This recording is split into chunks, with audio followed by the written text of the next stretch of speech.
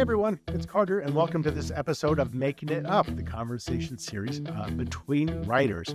And I loved the conversation I just had. So how I do this is I used to have the conversation, and then right before the episode was due to come out, I would record the intro and outro. But then I'd forget kind of what we talked about. So now I record this intro and the outro right after I have the conversation. So I'm always usually kind of full of this post-conversation energy. And today on the show, I talked to Rachael Herron, and I'm going to talk to you a little bit more about her in just a minute. But throughout our conversation, we were referencing a lot of things about obviously writing, but also about the struggle of getting a manuscript finished, particularly your first manuscript, which is an excellent segue for me to just quickly remind you that I am running a coaching program and writing retreat this August 9th through 11th in Boulder, Colorado, specifically for the purpose of helping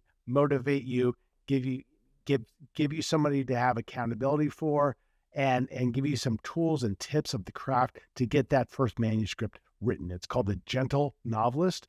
You can read all about it on my website. Just go to the little button that says retreats. And, I'm so excited for it because what I was talking to Rachael about is exactly the kind of thing that I will be teaching. How do you get, it's such a mindset to write. How do you get past the hating of it? How do you get past the part of the book where you suddenly think, this is no longer what I wanted it to be. This is no longer good. So I'm just going to give up.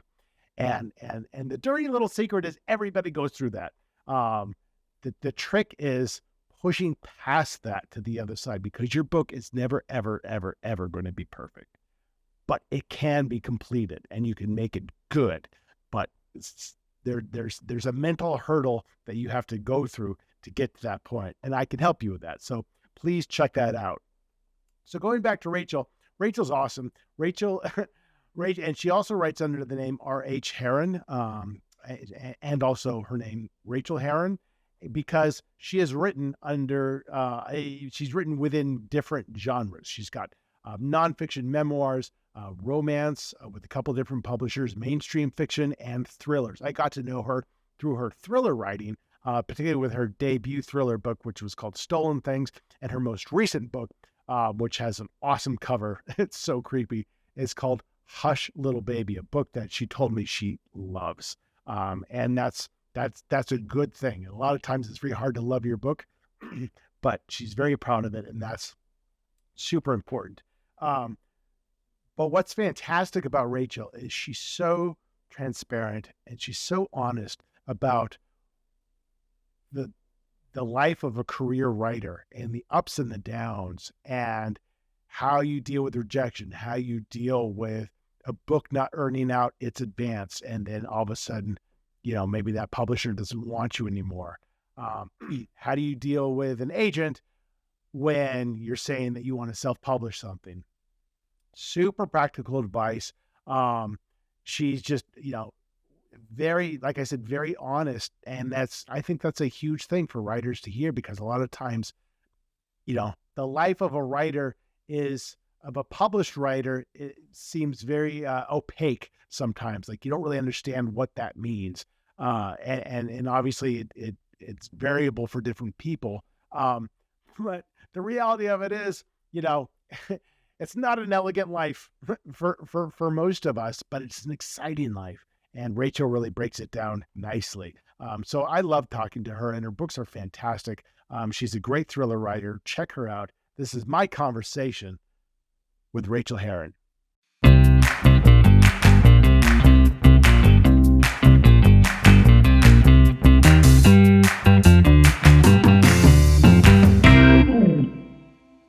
Hello. Hello, Carter. It's so nice to see you. Look at us both with our fancy microphones and our pop screens. We got it going on. I was literally just adjusting the pop screen because I don't know about you, but mine always flips around a bit. Well, I was recalling that I was on your show a few years ago. Yeah. How about that? It's been a while now. It has been a while. It's got to be 2 or 3 years now. Yeah, and I had actually forgotten that, and I was on my website looking for some stuff for something, and I'm like, oh, yeah. I am glad I am not the only person who forgets stuff like that. I forget. I forget people I've interviewed. Like I'll I be have like, had oh, people come back on the show and they say, "Oh, it's so good to do this again." And I'm like, "Oh, right, you were here." That's when you got to do the smooth cover. Like, "Oh yeah, that was great." well, it's funny because I treat every show like I'm just meeting the person at a cocktail party. And so I do. So part of the name Making It Up is I'm doing very little research on you because I want it to be extremely organic. And because of that, I do kind of forget sometimes. And people come up to me at conferences like, "Oh, I enjoyed our interview." I'm like, "Okay, was I on your show or were you on my?" I don't remember. But so let's make this a memorable one. Amazing. Yes. Are you actually in New Zealand? I didn't realize. I am in New Zealand. It is 9 a.m, a day ahead of you. Okay. I'm in your tomorrow, and tomorrow is looking just fine. I live in Wellington. When we chatted, I lived in California. So what was the impetus for the move? America. Yes. Well, there are closer places to go to than New Zealand. So That's true. I have dual citizenship. I'm half Kiwi, half American, and I had never lived. Isn't that cool? My mom was Kiwi. Yeah. And so I've had this passport, and my partner and I always talked about like someday we'll move to New Zealand. And then it was mid-pandemic, and we hadn't seen any of our family or friends who lived in town for like a year, hadn't hugged anybody, had been seeing everybody on Zoom. And I'd been spending time just with my partner, and we realized, oh, we still like each other. And we don't see any of our family and friends. We could do the same thing from New Zealand. Yeah. So we sold the house, sold most of everything. Wow. And moved around the world about 2 years. 2 years ago, we were in hell. 2 years ago, I think we had just put the house on the market and we're living out of 2 suitcases. And I assume that was all sorts of quarantine things. And, because once you go to those island nations. Yes. I mean, even pre-pandemic, if you have a pet, your pet's gone for 6 months. We had to wait until our oldest dog died before we could move. Did you expedite that or? No, she expedited it. We're like, yeah, we'll go when Clementine dies, and she died like the next week. I laughed. It was horrible. But then like my wife's visa came in and we went, but we did have to go through the MIQ quarantine hotel where we stayed for 2 weeks in a tiny room with a queen sized bed, no opening windows, and we were both working. Wow. I was taking all these Zoom calls in the bathroom. I remember I would set it all up. Yeah. That was my office. So she's on what kind of visa, your partner? She now has a permanent residency visa, which means she has all the rights of a citizen, and she doesn't require me at all anymore. She got in because she's a partner of a New Zealand citizen on that visa. But now she's a permanent resident, and in 4 years, she can get her citizenship, dual citizenship. And as she mentioned to me, she's like, this has been a 19-year long game. Finally got my permanent don't need you anymore, but working on this. all your leverage is gone. Exactly. But this is a long-term move. This is not like a whimsical permanent. Let's get out of the US for a couple of years kind of a thing. Yeah. Okay, no, it's been terrifying. It's been terrifying and awesome. I can imagine. But does it feel like, so, just embolden my fantasies a little bit about being in another country? Does it actually feel like, oh, I'm just kind of disconnected from all that shit? Yes. Oh. Yes. Nice. Yes. I have to make a point to go out and seek out the shit, or I see some of it. I like TikTok, so I see some news on there. But otherwise, if I don't actually look at the Times, I don't see it. I don't feel it, which makes me it makes me feel guilty. Like, my family, friends are still there. And every time I hear about another shooting, I'm like, oh, Jesus. All of those things. But then I walk down the street to and the interesting thing is that nobody understands it either here. They're like, how does America work? I'm like, I could not tell you. It's incomprehensible to us. So it really, and like here, the cops don't have guns. Right. Unless you are going like on a SWAT call out. Cops don't have guns, and it's wild. Yeah. Yeah. It's good. So you were in California. Is that where you're from? I forget. Yeah, mostly moved around, but we were in San Francisco, Oakland. Oh, okay. I lived Oakland for a very long time. Did you? Well, I grew up in Los Angeles, and then I went to school in New York and went all over, but I've been in Colorado for about 25 years. But I spent 2 years in San Francisco in my early 20s, and my folks had moved up to the Walnut Creek area at the time. Okay. So Okay. So yeah, that's a nice place to grow up. it's nice. And we loved living in Oakland for as long as we did. I mean, I'm still an Oakland girl. I always will be. Yeah. But now I'm also a Wellington girl. Yeah. Right. Right. So yeah. And so growing up, so siblings. I got 2 younger sisters, and the youngest sister is moving here at the end of the year. She's getting out of Dodge too. Wow. The middle sister has a partner and a son, and It's a the whole son does. thing. Yeah, it's a whole thing. But the other one is single, so she's coming over, and that'll be great. Yeah, but we're originally from Pismo Beach area, San Luis Oh yeah. Obispo. Yeah. Yeah. That's Beautiful. where I grew up in Rio Yeah. Grande. Yeah. That's amazing. And were you, just tapping into kind of your creative roots? Were you exhibiting, insane signs of wanting to be a writer when you were young? Yes, Oh, from you jump. were. What From were you jump. Like doing? I read all of my 2 favorite books as a 10-year-old were Little Women and Anne of Green Gables, both of which Hmm. feature the main heroine as a writer or as a young Sure. girl who only wants to be a writer, and that Right. fanned the flames of me being a young girl who only wanted to be a writer. And then everybody told me it was stupid and I should get a business degree or something that would make money. So I went to Cal Poly for business and managed to. It took me like 7 years of almost flunking out. And then at the very last minute, I changed my degree to English and got all the English credits and finally Right. embraced that and graduated. And then I went and got an MFA immediately in creative writing. And then I proceeded to not write anything for 7 years. Or I was trying to write something, but the MFA just absolutely killed my creativity. I'm surprised Cal Poly even has a writing No, they don't. major. No, I was that's about true. to say. Yeah, they had an English major, but it was limited. It was like, why are you here if you're an English major? Yeah, because they do business and ag. That's it. Yeah. Oh, engineering, I think. Yeah. So you were, your common sense was fighting your inner nature for several Yes. years, which is actually in college, that's a pretty young age for that to, I think, evidence itself, right? Because I most think it people will was- be like, yeah, business school, it doesn't feel right, but nothing feels right at this age. Nothing felt right, and the only thing that felt right was words. And so I'm so glad that I finally realized that, and I'm so glad that I chased it. And I was just talking. I don't know if you know Grant Faulkner. He's the ED at NaNoWriMo. He has a great podcast here, and he's a friend. And he pointed out to me that both of us did this interesting thing where neither of us ever let the dream go. And when I got my MFA and didn't know what to do and didn't want to teach, I decided to go into 911. I was a 911 dispatcher for many years, mostly fire and medical, but a little bit of police in the beginning. Where were you doing that? And in Alameda, Oakland Yeah. area, Wow. and then I was for the whole East Bay Alameda County Fire Department Right. for a long time. But what I did that because I didn't want to have a job that dealt with creativity or words at all, and also it paid really well, paid way more than teaching. And I selfishly thought that working in 911 would give me this window onto the human condition that then I could exploit and write about, which totally worked. Yeah, Like at sure. least 5 of my books are Yeah. directly Yeah, inspired by real right. life The one that I events. read. Yeah.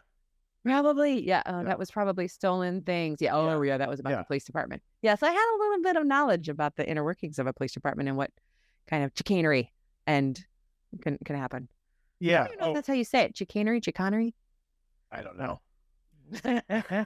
So, but just backing up a little bit. So I'm always curious about that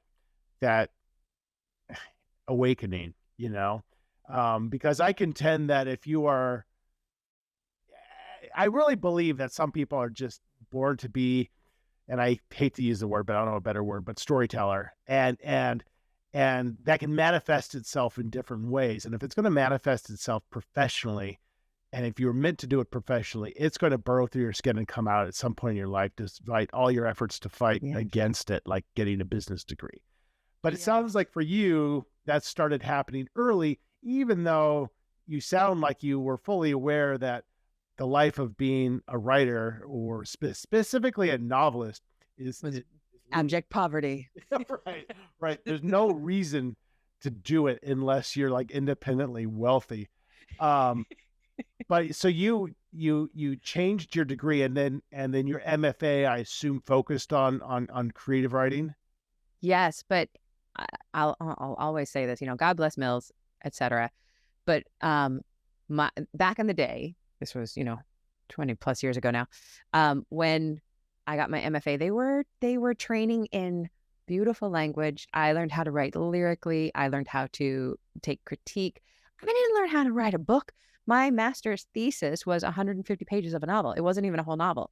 I didn't learn how to revise, and I didn't learn anything about marketing or the business end of being a writer. Which is what I've heard all the time. Yeah. I think some programs are changing. Like Seton Hill, I know is a great program, and their thesis has to be a commercial novel, which is well revised. I know there are MFAs in commercial fiction writing. Yes, and that's great about it because they're taking that side of it seriously, and they're also doing the craft, I believe, over there. I really like Seton Hill. I've taught for them a couple of times. But yeah, so I came out with nothing more than kind of a broken spirit because I am more of a commercial writer. I write really well and I write really sturdy prose, but it's not beautiful lyrical. It can be if I put all my heart and soul into it, but what I want to do is tell a story. Yeah. And in that MFA rarefied air, I was continually told, this is just too narrative. I almost got kicked out of a poetry class for being too narrative. Wow. So yeah. No, I mean, this whole beautiful writing. Oh, I'm a literary writer. It's all bullshit to me because I find when I go back and I edit, and I do believe it all comes alive in the editing. Yeah, I truncate as much as I can. And if you can look at a sentence and distill 20 words into 4, they are going to be lyrical. They are going to be beautiful. They are going to be propulsive. And it totally, you can hear the beats when you're writing sometimes, and they are lyrics because you are writing a really high pressure, high tense scene, and there's a lot of staccato bursts. And, to me, it's all about how evocative the language is. And so it could be all profanity and it could still create a reaction in the reader, depending on what you're writing and what you're going for. Yeah. I call it, I used to be a Twitter-holic. I am not anymore. Yeah. I've broken that addiction, but I have this very, very last pass of my manuscripts that I call the Twitterification, because back in the day when it was 140 character limit on Twitter, I would allow myself to write the whole story of what I wanted to write. It would be 7 sentences. And then I would sit there and I would craft it back and make this story out of 140 characters. And I always prided myself on not having 2 tweets. And it was one of the best learning experiences I had over the course of years, because now I can do that to sentences. I can, I know that they're long and rambly and drawn out, and then I can go make them be exactly what I want them to be just by pulling out what is dead weight. But as I'm speaking, to you right now, there's so much dead weight in my language, but in writing, I can pull all that out. Right. Well, it's obviously different conversationally than when you're actually, exercising that muscle in writing. And you're totally right. I mean, because when I'm editing, I'm looking at every paragraph and really asking myself, who cares? Should anyone care about this paragraph? And sometimes it's hard to be objective about that as the author of it, because you can get a little bit precious. But there are areas where it's like, no, who cares? But there are other areas where like, okay, this is going on a bit long, but I also recognize this is an area that the reader needs to breathe a little bit. So I'm giving them a break, and maybe I'm not adding a lot to the story, but I'm allowing them to kind of retreat a little. You can't punch the reader in the face the entire time. You have to let them go, like put ice on their eyeballs and then, come back out. Yeah. You're so good at that. Your pacing is just so. Oh, thank you. You're so good at that. Thank you. It's a labor of love. And like now what I'm doing now is my first drafts. I'm not ever going back. And I used to go back, do every 100 pages, edit, and now I forget. Like, I don't remember what I wrote in page 50. I don't remember who this character is, but it gets the novel done, because then you go back and 2 or 3 times. And it's also the chance for your subconscious to be kind of working, right? For all that shit to come out, that will probably, a lot of it will have to go away, but there are some nuggets of gold in there that you haven't destroyed yet. And that's exactly what you said. If you don't go back to it and you don't keep tweaking it, then later when you go back to it and you're surprised by it, you don't remember writing it, you're going to be surprised. You're going to say, oh, this is bullshit. And you can get rid of it easily because you haven't polished it. It's not like precious to you. Or you get surprised and go, how did my brain do that? And then I already, I have a mirror reflection of that 200 pages later. Right. Look at me go, right? Right. And that mirror reflection was, you probably don't remember. That was the first time you thought you were writing about that. You're like, I have a great idea. And then your subconscious was allowing you to echo it very successfully, hopefully. And you're like, oh, I'm smarter than I would have given myself credit for. But that's just years of experience. It's kind of muscle memory. So you got your MFA, you worked at night with, and I'm sure we could do a whole episode on working at 911, because I can't even listen to those calls on the news because they freak. I'm so spineless. I can't listen to that stuff. But you're writing, so you have very strict intentions because you're taking a job where you're not exercising, in your words, creativity for work, so you could have that. So clearly, all along, your goal was to be a writer for money, to have it be a career. So what was the progression from there? Well, it was always the dream. It was always my goal. This is why I worked at 911, but I didn't really admit it to people because it sounded too pretentious. And then I had a girlfriend who knew that being a writer was my heart's desire and that I was trying to write. I just didn't know what I was doing. This is post MFA. I'm a 911 dispatcher, and we go to a party and she orders me. She says, if somebody asks you what you do, you say that you're a writer. And I'm like, oh, it doesn't. That's not, but then, yeah. And for listeners, this is the hardest thing for a writer to do ever, is to admit that they're a writer. Exactly. And this was before there were big, writer, the online circles. I was the only writer I really knew at that point that I was hanging out with, was just me. So we go to this party, somebody asks me what I do, and I say, I'm a writer. And then I immediately followed it up with, and I'm a 911 dispatcher. Yep. And I expected that person to go towards 911 because that's what most people do. Oh, it's your worst story. Tell us the worst thing you've ever heard. They don't want to know, for one thing. But this person ignored the 911 part and said, oh, you're a writer. What have you written? Anything that I might have read? Are you published? And I had never gotten to that point of even thinking that somebody might say that to me. So of course I stammered and, tripped down the stairs. Right. You ever heard of the Hunger Games? Exactly.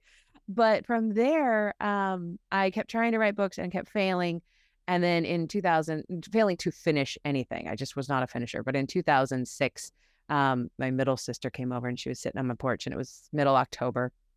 And she said, I heard about this thing that happens in November where somebody writes a novel in a month, and it's called National Novel Writing Month. And I told her very clearly, I'm like, that is so dumb. I'm a literary writer. I would never write quickly like that. That's not how it works. Anyone can just type random words. Anyone. Yeah, I'm not a hack. And she, we finished our Taco Bell and she left. And I immediately went inside and Googled it and joined. And in 2006, because I wasn't finishing anything, I wasn't doing anything. So that year I did Nano and I wrote faster than I'd ever written. I let go of the editing brain. I did exactly what you and I are talking about. I just wrote. I didn't revisit anything. Right. Because how many words is it a month? It's 1,600 a day or something. Yeah, 1667 a day. So 50,000 words for the month. So it's a really, it's a novel. Kind of a novella. This was short. Exactly. But I finished something and I wrote the end, and it was one of the best feelings of my life. And then I put it away and forgot about it for a few months. And then I got it out because somebody told me about this first romance novel competition that Borders was having with Simon & Schuster. And whoever advanced in this competition the top 5 would get read by Simon & Schuster editors. And I decided to revise it and extend it a little bit. And I entered it and I placed in the top 5. Oh, wow. Went to Simon & Schuster and nobody wanted it. Of course, it was not that great. But that made me edit it more. And I queried, I'm doing this all by myself. Didn't have any writing friends, but I queried, got my agent who I'm still with, and she sold that book in a 3-book deal at auction to HarperCollins. And that was, And so that was in 2008 when that happened. And then my first book came out in 2010. And since then I've written about almost 30 books, I think. Oh my God. 5 genres going into a 6th right now. We're actually in a book out on a few editors' desks this week. We're waiting to hear back final offers. Isn't that the worst? No, it's the worst. It's the worst. Literally the worst. Right. but you got quite the track record. But just kind of going back, what do you I have think? a track record of failing at every publisher, almost every publisher I've ever been with. but I have the track record of continuing to write. Yeah. But I mean, that is, well, first of all, that's not even most writers' lives. Most writers' lives don't even get the opportunity to fail at a publisher. Right? People are aspiring to fail at a publisher. But truly, like everybody I talk to, from debut novelists who have had maybe 3 books that never sold, to, New York Times bestsellers, they all said it's all a roller coaster. There is no certain trajectory of a writer's life. I mean, you can have a mega hit and then your next book they're not interested in. Yeah. It's crazy. The book that you read and blurbed, and thank you for that, was Stolen Things. That was my very first thriller ever with Penguin. And that was probably my, I don't know, I can't remember what number novel it is, but I'd written many novels. And it was the very first one to ever earn out in the United States. And I'm getting royalties on that one. And it's so exciting. Yeah. I earn out in other countries, and I've earned out nonfiction in the States, but that was my very first one. But the book that came after it, Hush Little Baby, which was better. Oh, I love that book. Oh, it has sold like -3 copies. But it doesn't shake us, does it? Like, I know that's my best book I've ever written, and it's my last book I've ever written, and I always want my last book to be the best book that I've ever written in my heart. I really don't care what other people think. Right. Well, first of all, that's a perfect attitude, and I contend that you write long enough, you will stop caring what people think, because you have gotten so used to exposing yourself and to being vulnerable, which I think is such a great thing to do. Those first couple or 3 books, you're just like, you're an exposed nerve. Right. Oh, my very first trade review, I got really good reviews on that first book, except for the first one that came in, which was it look, it wasn't Kirkus. It wasn't Kirkus. It was the other one. It wasn't Library Journal. Booklist. PW. Publishers Week. Yeah. Yeah. Did they eviscerate you? They killed me with they gave it faint praise, but the very first words were, "Herron steps briskly into formula," and then I didn't hear anything. Oh, but those words were seared. Look there. This is like, right. So 13 months later, I could still quote those first 5 words. And I fell on the floor and didn't get up for like 24 hours. So life is over. And now I don't care. Why do you think with your early work before you were published, you were having trouble finishing? Because I always think that's interesting. I know exactly why, because I am a type 8 perfectionist. And honestly, nobody had ever explained to me that I think it's truly the biggest thing a writer has to learn. And I want you to tell me if you agree with me on this, that our comfort with our work that we're doing has nothing to do with whether we do it. I would always get to a point in my writing where I would be uncomfortable and I would think this isn't as good as I want it to be. So I better go back and figure out how to make it better and, revise a little bit more. And then I would get stuck. And I was so busy trying to make myself have clarity that this was good when it shouldn't have been. I should have been able to leave crap behind me and then go fix it later. But I didn't know how to do that. And I didn't know that was the way people wrote. Yeah. And also, when I did learn that people wrote that way, I thought I should be the exception. I thought, I should be good enough to just write a good book on the first draft. No. Well, I mean, there are people who do that. I mean, there are like 7 people. My reckoning is like 1%. And my thing is always, if you can revise as you go, and at the end you write the end and you hand it off to your editor, and the and has to be there, and you are finishing good books regularly, then that's your process. Yeah. But if you believe you have to revise as you go and you never finish books, then you're just like the rest of us, and we have to write a crappy first draft. Yeah, and I think what listeners need to understand is when a writer says, I did my first draft and then I do 4 or 5, I rewrite it 4 or 5 times. Rewriting the book doesn't mean it's going to take the same 9 months that it took to write that first draft. Oh God, no. Rewriting a book is maybe a few weeks to a month. It's about a month for the first big taking apart and putting back together. Yeah. Right. And then now you're just looking for the lyricism. You're looking for cutting out those words that don't propel the story. I call them the passes. Yeah, when we're doing those passes. That's what you're doing. You're doing pass, and then you go through multiple passes after it's been sold as with an editor. So there's no small amount of work that gets done on the manuscript, but the big one is that big, the first draft. And I totally agree with you. And I talk about it all the time. It will never, ever, ever, ever, ever be perfect. No, and it will never, ever, ever feel great. No, it won't. And a lot of people think, well, I feel terrible about this, so I must not be a writer. No, you feel terrible about this because you're a writer. If you hate yourself, you're doing it right. Yes, it's proof. I love it. I love it so much. I mean, and I think what happens is you get to that 2/3 point, and everyone has this where it's just like, now what happens? Now I got to fill some shit up here because I kind of maybe know where it's going to end, but how I get there, I need about 20,000 more words, and that's when you start hating it, and it's hard to go back to loving it, because you spend so much time with it, and you're like, oh, you're still here, like. Yeah, and people stop. People who don't know that that's normal, they just quit, and that breaks my heart. Right.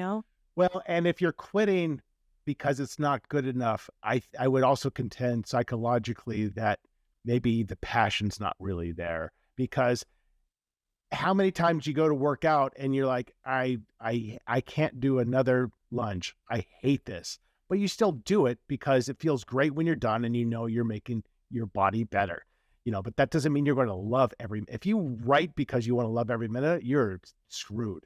You will not write. You will not write. I write because I love getting up from the desk. That's why. I love having it done for the day.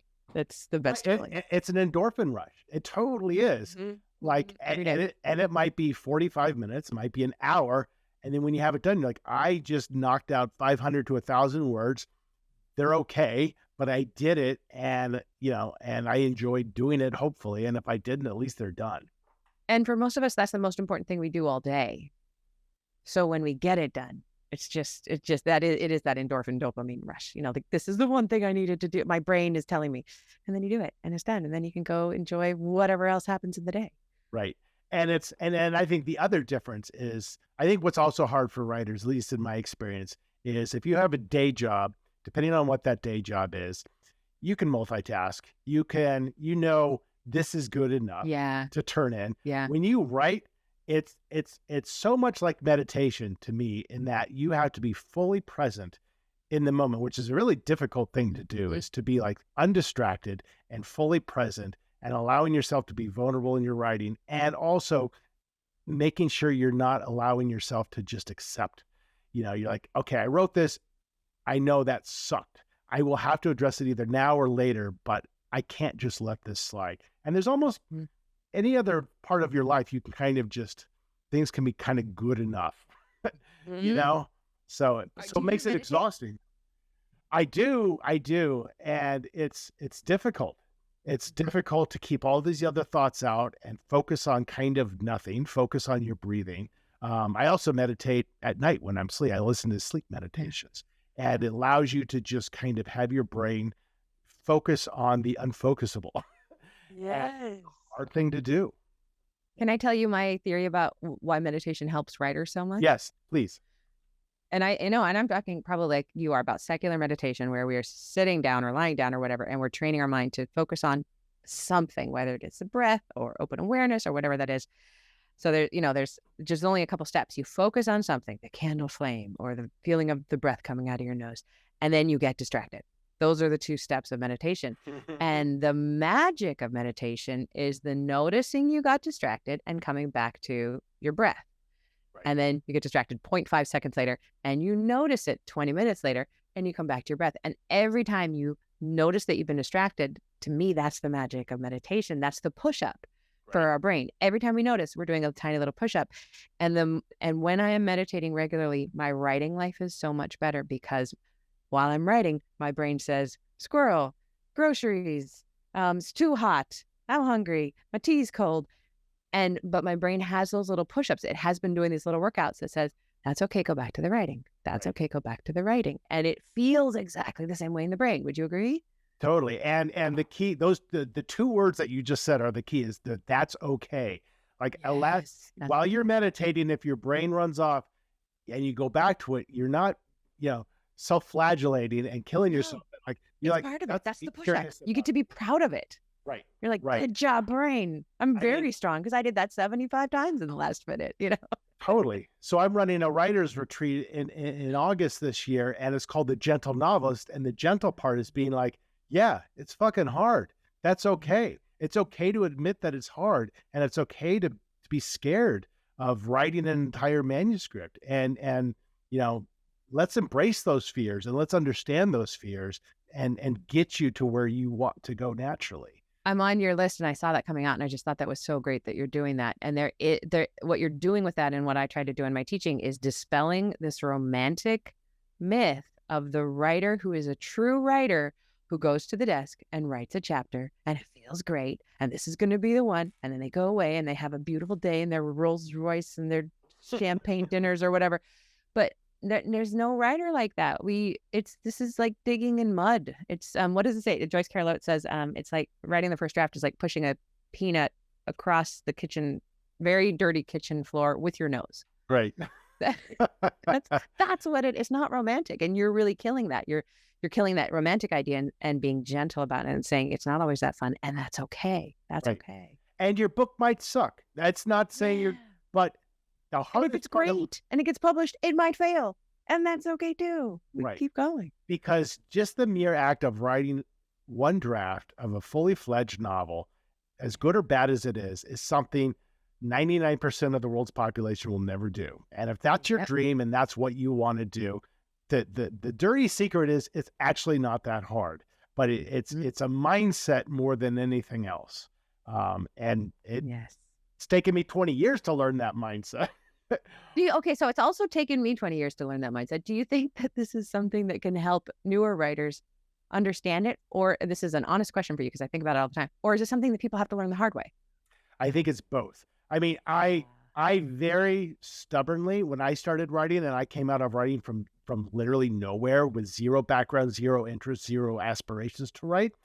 Wow. I had, and I didn't start writing until my early 30s, and I just started on a day because I had an idea. And I very stubbornly am like, I'm not going to take any classes. And I read maybe 2 books about writing, and the seminal one was On Writing by Stephen King, which was hugely influential. Yeah. But everything for me was self-taught. And I don't know if that was the best way to do it, but it was the way I had to do it. And so how I learned was my first 3 failed novels that never sold. And I needed those. Now, can you take classes and get a bunch of advice and maybe not go through 3 failed novels? I think so. But I think there is stuff I wish I would have, that I would love to have gone back and be able to tell that 33-year-old saying, embrace rejection. Rejection will be your greatest friend because you will learn so much from it. And all these things today. I'm sure I heard that from people, and my little terrified, timid self would have heard embrace rejection, and I would have reacted like, well, if I am rejected, I will die. So therefore, I must never have rejection. And of course, this is the name of the game. The book that is out on editor's desk right now. I don't ever mind talking about these things. We've gotten one offer and we're waiting for another offer right now. But where was I going with this? Because my agent sent it out to like 20 editors, and 17 of them have said, we love. A few of them went to acquisitions and couldn't get the buy-in. People keep saying, no thanks, no thanks, no thanks, no thanks. Right. And it only ever takes one, but it doesn't stop happening even now. Rejections roll in and they really truly don't hurt. Right. They don't. Which I never would have believed. I mean, it's frustrating because you want your career to keep moving in a positive direction. But yeah, rejection is just a part of life, and it's certainly a part of every writer's life. And I find the most difficult, but the most important thing about being a writer is balancing like a lack of ego and self-confidence. Yeah. Because you have to have both. Like when I first started writing, I had zero confidence and zero ego. Now the zero ego was very helpful, because when I got all the rejections, I'm like, well, of course you rejected me. I fucking suck. Like, I don't blame you at all. It's not you, it's me. but the confidence is so necessary eventually to be like, yes, I can do this. So it's that balance, to this day is very difficult, because sometimes when you get a little bit too confident and you do start getting those rejections again, you're just like, oh, I thought I was past this part. Yeah. And it really takes a stubborn hope. I think the writers that I see continue around me, they just have this stubborn hope that the next thing is always going to be awesome and amazing. And to tell the truth, I have made more money as a writer every year that I've been writing. Right. And I keep failing and Right. When I say failing, for people who are listening, what happens a lot is you get an advance and then you don't earn out the advance. You don't sell as many copies as they want. So then it is hard to get another book bought at that publisher. So you need to switch gears and go to another publisher. So it's not technically failing, but I like to call it that. But we just keep getting back up on the horse because we have this hope that this next book is the one. And then I don't know if you find this, but as soon as I finish that book, I'm like, well, that book was nice. Love it. But I can't wait to write the next one. Totally. That's what's the This won't be the one. And you probably have too. I've talked to numerous writers where like they're like, yeah, I tried hard on that book, but I can easily acknowledge that it's not my best work. And then that one is the one that earns the most of all their books. All the time that happens. And the one their passion project, like the one that you're talking about. Yes, the one that just Hush came out. Little Baby. Hush Little Baby. Love. And it's not performing quite per expectation. That is every writer's life. Absolutely. Yes. I mean, without everyone I've talked to has been like that for sure. So it's a very unpredictable business. But I think what you said is true. That idea of the next one could be the one is, I mean, it sounds a little depressing, but it's also exciting because it's like, it's so exciting. It's totally true. I can be 90 and the next one might be the one. You never know. And assuming I can keep writing this long, you'll always have that hope. Whereas many industries, you're like, at 65, I'm going to retire. They've replaced me with a younger person. Yeah. No, I never liked the job anyway. And so there's something very hopeful about like, I'm going to create until the day I die. Me freaking too. Yes. So that sounds exciting. So you're waiting for, so you have an offer. So the book's coming out. Yep. And I like the publisher that made the offer. But I had a phone call with the editor at another publisher and I really liked her. So I'm hoping that she comes in with a higher offer and go with it. But also, I'll tell you, that book I wrote for self-pub. I was going to self-pub it because I've had success with that too. I got my first 7 or 8 books back and self-published them. And I love the money that comes in from that. So this book was just a book of the heart that I wrote out of joy. I was going to self-publish it because I just didn't even feel like dealing with sales. And then the typical thing happened. Loved the book, had so much joy writing it. And then as soon as it was done and I hired an editor and edited it, and I lost enthusiasm for the book and I gave it to my agent and said, do you want to sell it? So that's kind of what's happening there. But like, if we hadn't gotten those offers, I just think that we live in such an amazing time that we can do the self-pub thing. And for the last couple of years, I have made more money from my self-pub than I have from my trad. So, so what is your people are interested in that? Good question. But I'll just put a plug in for my show, How Do You Write? At the very first episode of every year, I talk about what I made the year before and how I made it. So, because I like transparency with that. My agent does not love that. She does not love that. But she also knows that she kind of can't compete against it. She can't sell a book for $3,000 for me that I'll make 10 grand the first month that I put it out, and then the money will keep coming in for the rest of my life. So she knows that.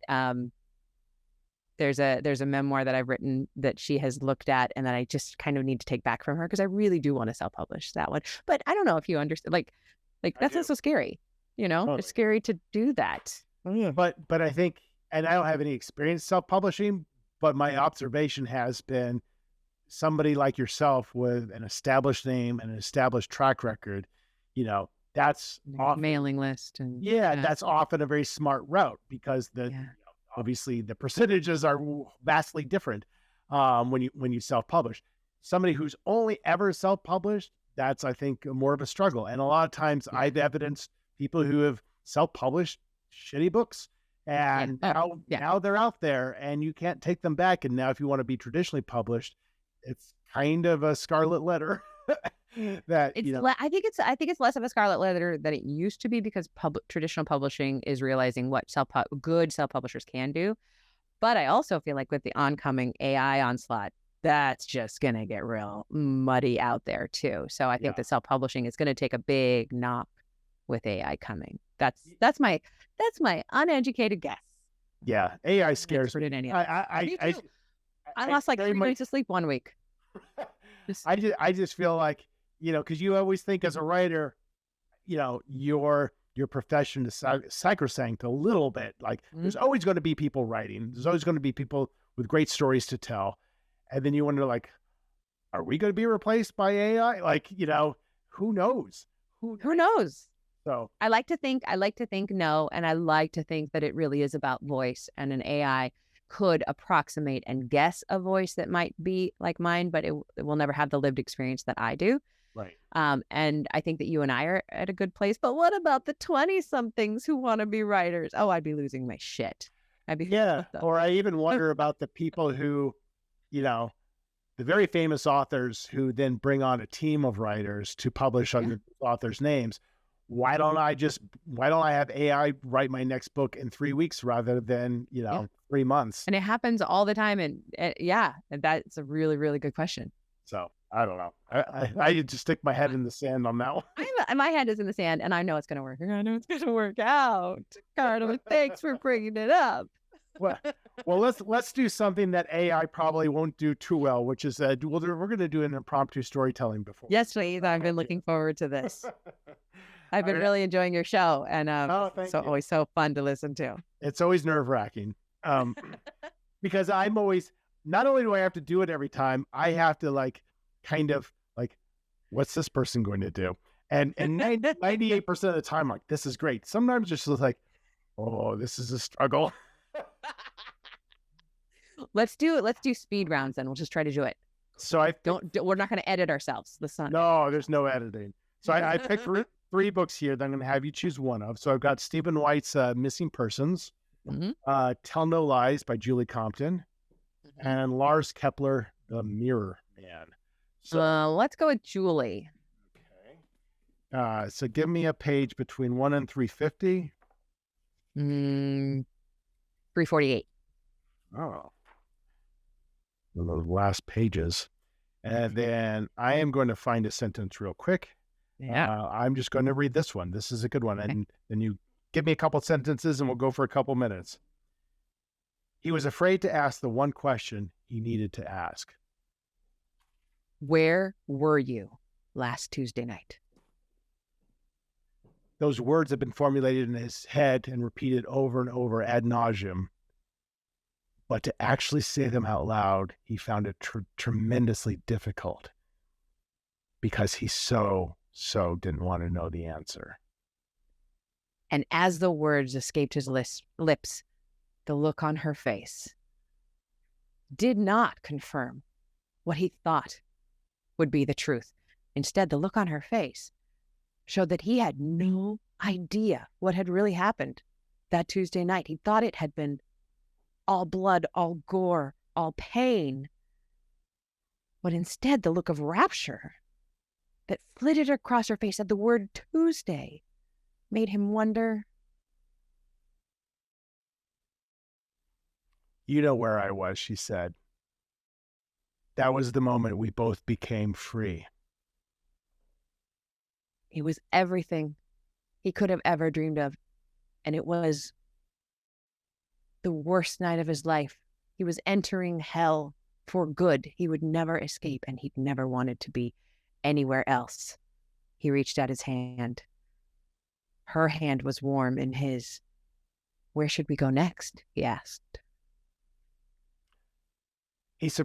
She surprised him by verging into practical territory.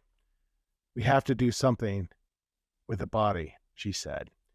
And he flinched immediately at the word body, because he didn't quite remember that there was a body. He just remembered the body parts. Where is it? He asked.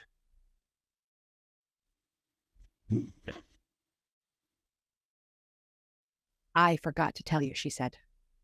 I really thought I would never have to.